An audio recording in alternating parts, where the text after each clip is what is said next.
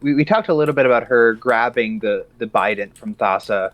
We talked a little about that in Which is what the art's Zendikar, of. and I should have then mentioned that at the beginning of this clip. Hey, yeah, everybody! This is art of her stealing a bident from Thassa, god of the ocean. Hello, everybody, and welcome to the Drawk Show. Today we're going to be doing something a little bit weird because I f***ed up, and oh shit, it's the first minute of the video. Oh no, I had to bleep these out. Okay. I screwed up, and I had my mic settings wrong for one of my test streams. Unfortunately, it was a day that I did, in my opinion, my two favorite interviews so far. I didn't want to lose the amazing guests and the art and everything we talked about, so I'm going to be doing abridged conversations. Today I have Travis back on. We're going to be doing an abridged version of the conversation about Theros while a speed draw of the drawing I did during the interview plays. Where do we start with Theros? I guess the most important beat is if you want to explain how the magic works, like how gods are formed, the unique power of belief.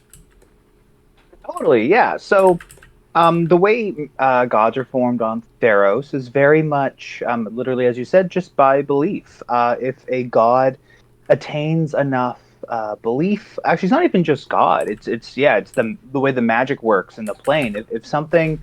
If the populace of Theros, or if enough people on Theros believe something to be true, the magic of Theros makes it so. If enough people believe, like genuinely believe something is true, it makes it true. Yeah, and so I just want to quickly touch on some of my favorite ways that kind of came up. So one of them was a planeswalker, Xenagos, was he originally from Theros? It was, yeah. So Xenagos is a satyr. He was kind of getting bored of Theros, and then he got so just disheartened with his place that his Planeswalker Spark ignited, and it Yeah. sent him away. You, And you he know when you get traveled. so bored that you gain godly Yeah, powers to fix your boredom? yeah. So he then traveled the multiverse and discovered, like, oh, wait, there's more. Huh. Like, I just live on a small speck of sand in a giant desert. Cool. Yeah, he Um, got the Rick Sanchez disease of understanding that he is part of he's a finite part of an infinite universe. yeah. And so he's like, well, now that I know, and then he learned how the magic of Theros worked. And with that in mind, he put into motion a plan for him to ascend to godhood, and which was successful. Yeah, basically by convincing the people of Theros at first that he was, and then also doing a big party because he was the god of revelry. Yeah, So by making a big party happen, he did the all according to Keikaku thing where he's like, "Well, I'll do an army that you'll have to beat, and beating it'll make you celebrate, and then you'll have done a big party. So the party god has to exist." exactly. That was his plan. He used, and I don't want to say tricked, but he basically tricked the planeswalker Elspeth, You who won't was say a tricked, but you will say tricked. yeah, yeah. I won't say tricked, but he tricked. The planeswalker Elspeth, who was a renowned hero, who she isn't from Theros, she's from a different plane, but was a renowned hero on Theros. So he sent an army to a city that she was in charge of, basically, or protecting. And so she saved the city, became extended her story, extended her heroism, and the town rejoiced. And in doing so, Xenagos, as you said, it was a giant party. So obviously there needs to be a god of parties, and bada bing, bada boom. Bada bing, bada boom. Xenagos, Satyr's a god. you're a god. Yeah, And then the story for oh god, you just said her name and I've forgotten. Elspeth. Elspeth. Okay, the story for Elspeth coming over was she was from a world where, oh my god, right, the angel dust. She was from a world Yes, where people did a we. drug of ground up angels. Okay, when to be fair, when she was there, Yeah, that didn't that didn't exist happen. yet. That wasn't happening yet. It only No, happened to stop the robot zombies from eating the planet. Yeah, essentially, yeah. Mm. It was and the plane that we now know as New Capenna. The angels and demons of that plane were like, huh, these robot zombies that hate flesh, they're really taking over our plane.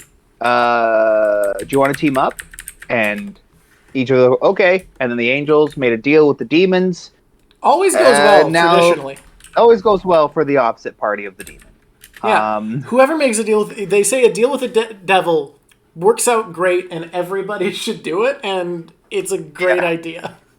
it's a great idea to make a deal with multiple devils. Um, Oh, yeah. but Absolutely peak yes, idea, and that's how they ended up having their bodies ground up into drugs called Halo. essentially, yeah. So that's what New Capenna is now. Yeah, and that's where Went Elspeth's from. from Yes, Elspeth is from that plane. She first She, went to a plane called Alara, became a cool knight. right, forgot Um, about Alara, forgot she stopped at Alara, which we're going to talk about at some yeah, that point. was the first. Yeah, that was the first place she went to was Alara, And and then then went to Theros. and worked Um, for the god Heliod, who's white in magic. mhm, Each of the major gods, you said, were based off one of the colors, and then the minor gods were based off of two color pairs. And white in magic exactly. is protection, light, goodness, life, society, but also order, regimented structure, pride tend to be the downsides, that it can be too smothering and controlling. So when Elspeth became. When Elspeth fucked up by making Xenagos a god, even though she's who fixed it, Heliod was like, I ain't dealing with that, and murdered her. Yeah, so that's the story super sped up. Yeah, Yeah, so Heliod super was sped up. pissed that Xenagos became a god. Said Elspeth, since this was your fault, Elspeth's like, how is this my fault? He's like, it's your fault. You did the party. Um, yeah, you had the party. She's like, but I defeated an army. What What else did you was I want me to supposed to do? We're do? supposed to party when we do good stuff, dumbass. Yeah, and he's like, here's a big stick. Go whack Xenagos with the big stick. And Elspeth's like, great, cool. Let's go whack Xenagos with the big stick. So she goes and whacks Xenagos with the big stick. And then Heliod's like, can I have my big stick back? And she's like, yeah, sure, I guess so. And then Heliod's like, now I stabbed you with a big stick. And so she died. Yeah.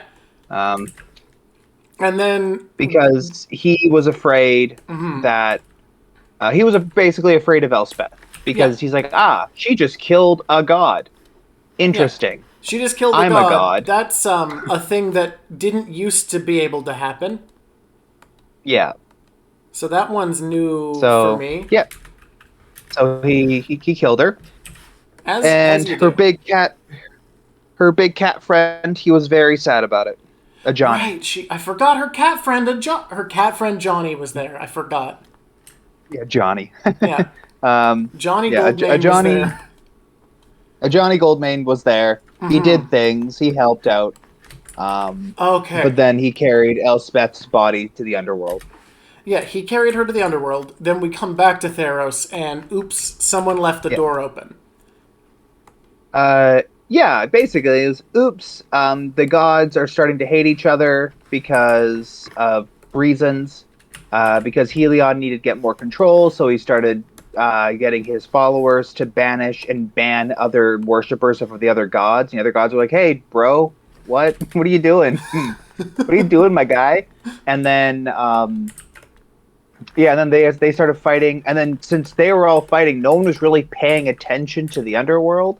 And so, boop, boop, boop, doors started opening, and Erebos, who's the god of the underworld, was like, "All right, this is cool, sweet." I don't fucking And care, honestly. yeah, I don't care. Oh, And then sorry, no, keep there's a going. It place. just I remembered something from our conversation. It's one of my favorite applications of the belief magic. But we should cover this Yeah, first. so I'm probably about to cut. Well, Yeah, we're about I'm to about get to there cover. So probably. there's a planeswalker named Ashiok, And who they are she's this. the nightmare. They're the nightmare monster. Yeah, essentially, yeah. Yeah. So they've been tormenting Elspeth for, I don't know. Once she got to the underworld, torment. Yeah. And so in her nightmares, and Elspeth's nightmares, she was always holding a weapon, which was the representation of the weapon that Heliod had given her. but they kept happening over and over and over and over again, so much so that she's in the underworld. She starts to believe that the nightmares are real. Yes. So she starts to believe that the weapon is real. And And so she she's able wakes to up create a weapon. and she wakes up one day with what is now known as the shadow spear in her hand. Mm-hmm. Yeah. So she gets out of the underworld because someone left the door open. And as she's leaving, Erebos, who's the god of the underworld, is like, "Hey, where are you going? You're Hey, not supposed bud. to. Hey, bud. Hey, yeah, gotta get back here." And she's like, "I'm gonna go kill Heliod." And he's like, you do you go, you go kill him. It turns out that's I fine, hate that actually. guy. Yeah, I hate that guy. Go kill him, please. So Elspeth takes her spear and she goes to the various cities on her way to Heliod's, I don't know, crib. Yeah, And what was their version of Mount Olympus again? Where did they live? Was it a big tree? um, no, it was Oh, the tree essentially something like else. the top of Mount. Oh, it was just a mountain. Yeah, it was the top of a mountain. I Okay. can never. And so, oh yeah, and it's you get there through like they exist in a space called Nyx.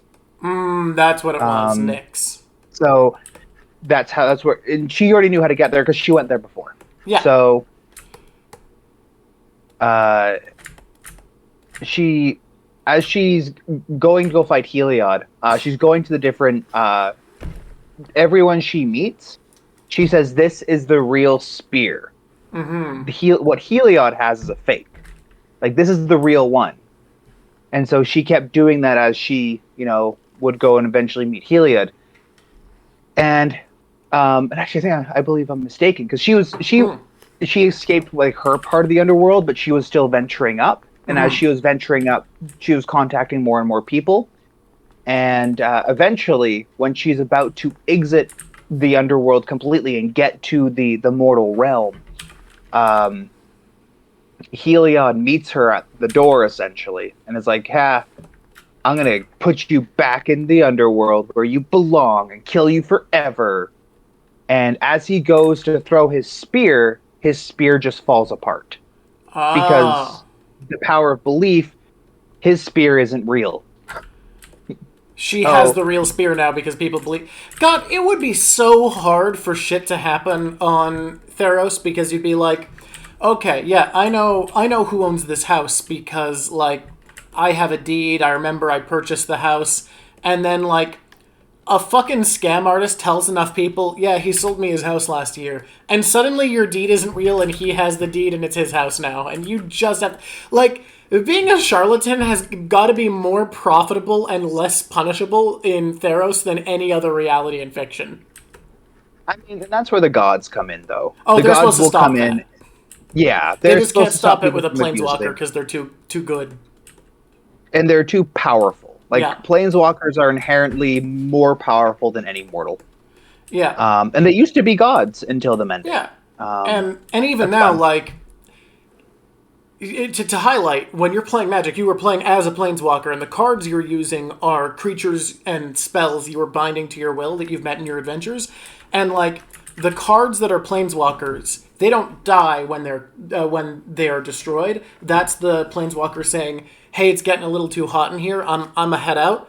If you Yeah, play a god in Magic, like, and there's lots of cards that are gods, and it dies, it dies. They are objectively just in-game mechanics less powerful than gods because they can fucking bite it, and planeswalkers literally can't.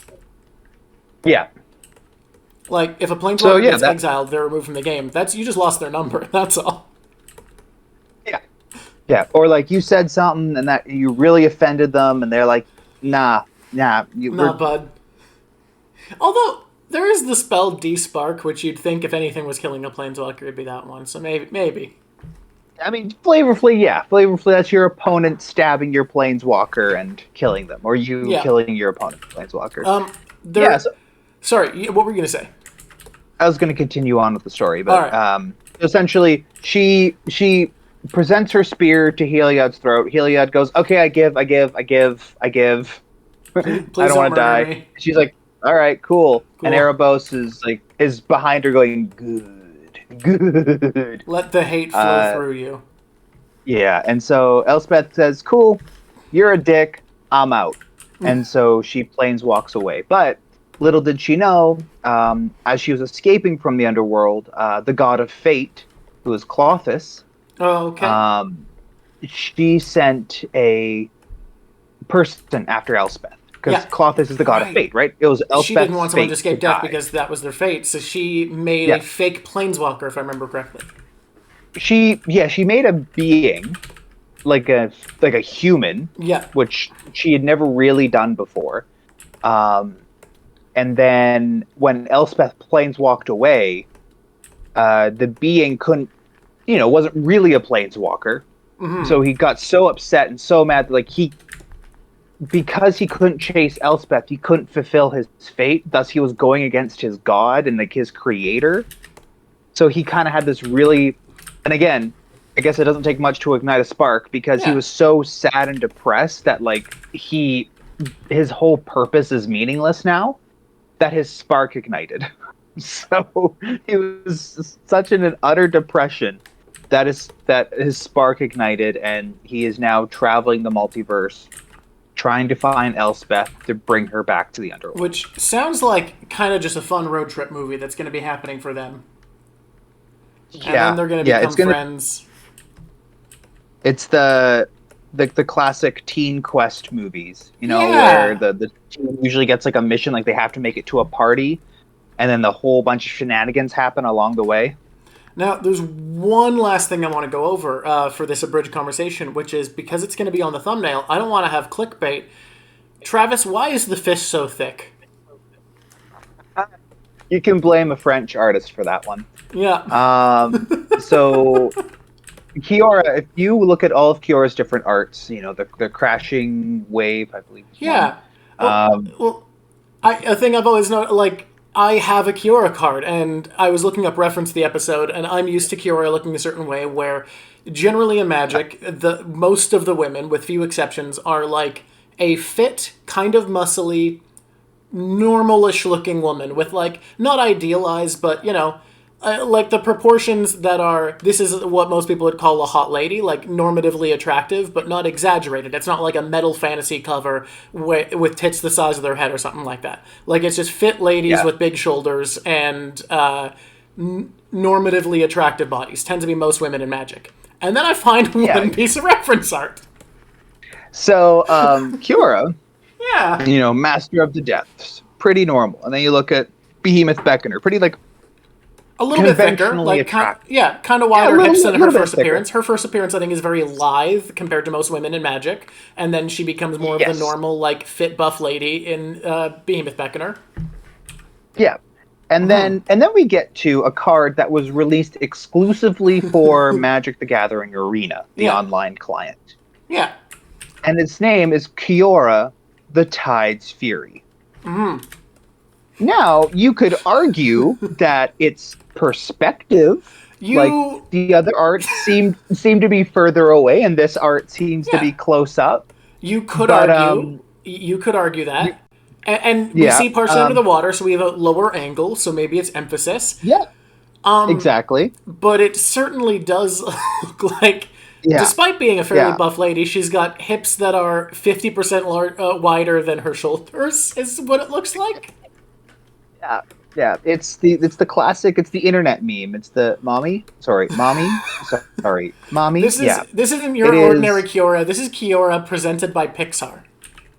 Yeah, yeah, exactly. This is Kiora Pixar Mom. Should Yeah. be the title of the card. But Magali, love her. Love her art. Her art is Well, fantastic. the She's art's one of my favorite incredible. Magic. But this art is also incredible. Yes, But I mean, and there's as we even a talked about Finding last Nemo time, reference in the corner. yeah, Yeah. yeah, as we talked about last time, there's a fun little in the bottom left-hand corner. There's a fun little Finding Nemo reference. So Yeah. Magali is It's fantastic. I it's love her art. But fantastic art. this Kiora, This yeah, Kiora trying to sneak away with the Trident of Thassa, but she's too dummy thick, and the clap of her ass cheeks is alerting the glare of the gods. that's, yeah.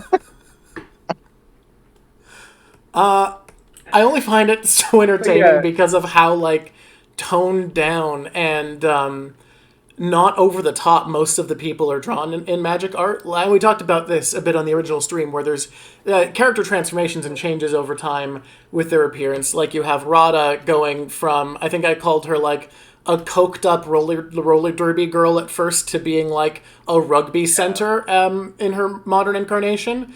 And then you have Jace going just from like like rugby fucking, mom. Yeah. yeah. Jace going from weeb, if a weeb gained illusionist powers, what they'd make themselves look like, to being just like a confident, fit young man. And Kiora going from, looking like a distant swimmer and triathlete to Pixar mom. Yeah. It's just as magic transformations go, it's so beyond the norm, and I love it. Yeah, it's great. Yeah, and I mean, as a character, I think we talked a little bit about her grabbing the Bident from Thassa. We talked a little about that in Which is what the art's Zendikar, of. and I should have then mentioned that at the beginning of this clip. Hey, yeah, everybody! This is art of her stealing a Bident from Thassa, god of the ocean.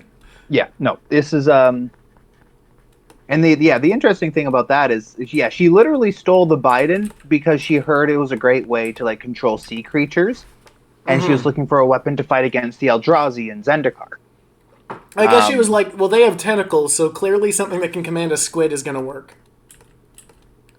Well, that's her magic. Her Yeah. magic is controlling sea creatures. So the Bident was just going to make her better at it. Yeah, the Bident was just going to make her control bigger and better sea creatures. And Yeah, all of her cards, basically, except for the one from War of the Spark, create Krakens. and even the one from War of the Spark has the passive for drawing cards when you play big creatures, so she still rewards you for that playstyle. Exactly. So, yeah, the- her flavor has always been big things with tentacles. The last thing before we go for this one that I want to touch on is what we're going to be doing next, which is drawing a character from and talking about Kaldheim. So Nico Aris is sort of the bridge between these planes because they come from Theros and are in Kaldheim, right? Indeed. Yep. So, Nico Eris is a I guess they were a javelin prodigy. Like that was their thing. They were really were definitely like they were poised to be the best that there ever was. But they didn't like that. They didn't like that destiny. They didn't want to. They wanted more from their life, and so with that, just again, as I said, doesn't take much. It feels like, here's the thing, I hear most stories about these sparks going off, and most of them are intense. It feels like on Theros it takes a lot less. I guess so. Maybe it's just Theros itself. Dude gets bored, Planeswalker. Dude gets sad, Planeswalker. The dude gets melancholic about his success, or their success, Planeswalker. Like, Yeah. Elspeth has her planet dies. Makes sense. Planet invaded by space aliens. Yeah. People on Theros doesn't take as much. No. So they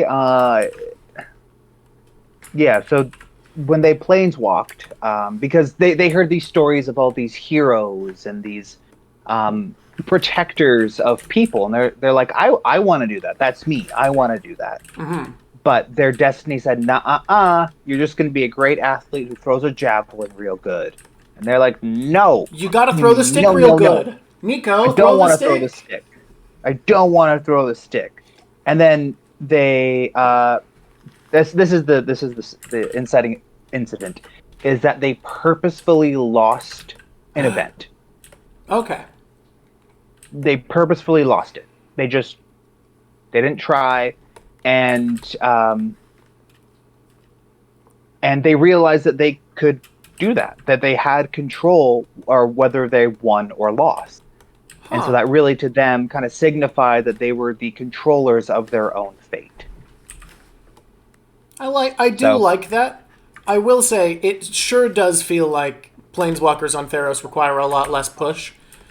Like I read the story about Houtley in Ixalan, and she had to be confronted by a planeswalker who knew how to use their power and dominated her and was going to kill her to unlock her spark. And it really feels like on Theros, all you need is a bad day. yeah, um, I mean that's what it feels like. I believe Theros though is very much intertwined with fate. Right? So it's sort of a thing where either going against your fate is a big deal, being fated to accomplish it means you'll achieve it, not being able to succeed in your fate. It makes sense because fate is a big, important part of the lore. But I have to imagine, and the audience is going to see us soon talking about Kaldheim. In Kaldheim, I have to imagine we're going to see more dramatic Planeswalker Spark openings, right? Well, Well, see. no, The unfortunate don't thing is spoil that- it. Just say whether or not. I'm Oh. gonna say Oh not no! really. Oh no! I'm excited to see what that means. Yeah, we'll get there. I'm just gonna say there's only been one planeswalker so far that has come from Kaldheim. Okay. Everyone else that we met, because we've only visited Kaldheim once. Yeah. We've only been there the one time, and that was last year, I believe. Yes. All right. Um, Well, for now, I've ragged on Theros enough. We've talked about Fish Lady. I hope everyone's enjoyed this while the speed paint is happening in the background. Sorry about the rapid color changes at the end. And I'll see you guys next time. Thanks for watching. Please like, comment, and subscribe. It means a lot to help a channel grow early. And I still think it would be very funny if this channel just exploded out of nowhere in a way that no one could predict. So go out there, make it happen. Trav, is there anything you need to say to everybody before we go? Make sure to, if you're into Magic and you're into deck building, check me out on Commander's Herald. I write the Cut article series, where I get some deck builders on, give them some fun challenges, and then they build decks. And it's great. Alrighty. Well, everybody, have a good one.